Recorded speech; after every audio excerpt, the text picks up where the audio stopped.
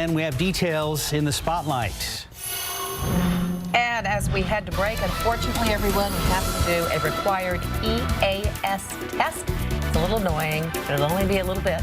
And as soon as we can, we're going to get out of it. That's right. It's monthly. Here we go.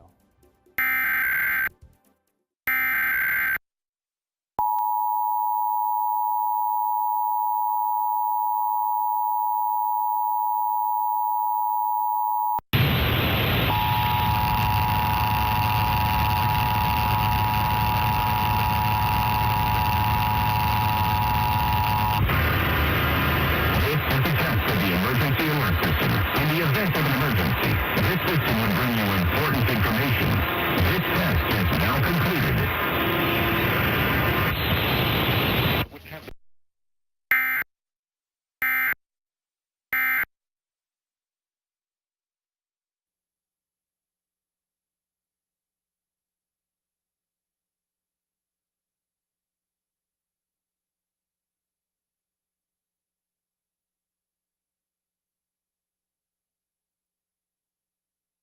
You could win 50 at 5. Wait for Circle K's secret word of the day during KSAT's News at 5. Need glasses now?